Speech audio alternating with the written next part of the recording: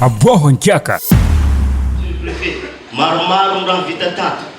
Fa raha tegna marigny raha vita talohan'ny zao ny tegna marigny.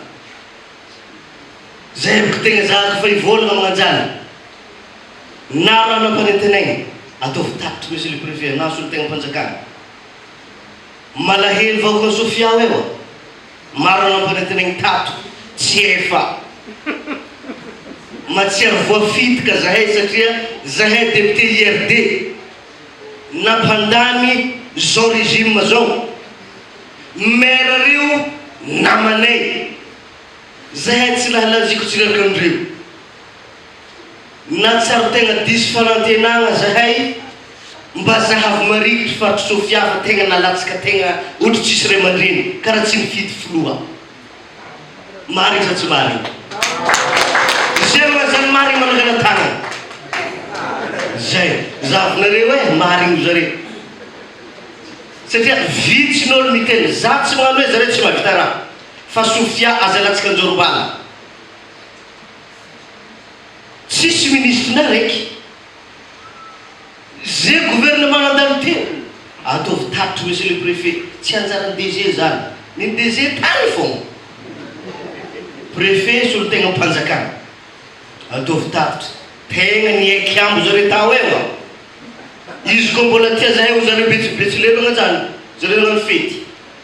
Izy koa amegny zahay premier ministre izy.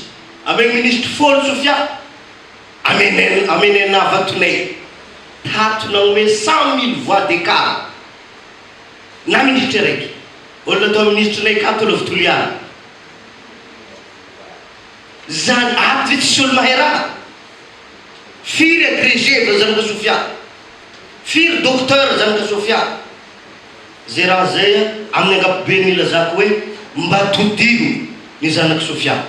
Todio ny fato Sofia. Ny lalagna tsisy raha manjary. Aiza mba misy tany lalagna tsara amin'ny Sofia. Misy mandeha tsara. Mandeha ngala lava tsara. C'est le district. Tsara izy ao. Manosika tomobily. Tanao zany. Anefa ny sasany loaka hely amboariny. Volagna na voisine ndraiky vola vetoy. Mahazo ministre ny commerce koa amin'ny le 17 juin. Nangataka agrément ny zanaka Sofia tsisy nahazo na raiky agrément lavany. Anefa ato 4 tonnes mibaka avy ato. Fandatsahana anjorombala ny zanaka Sofia zany. Fandatsahana anjorombala ny fato Sofia izay nipoira ny republika voalohany. Kisasy vezy io. Satria zahay atsika nanokatra republika voalohany. Sa manakôry juste conscientisation no atao. Ina tiagna na halagna mahay raha fô olo akato.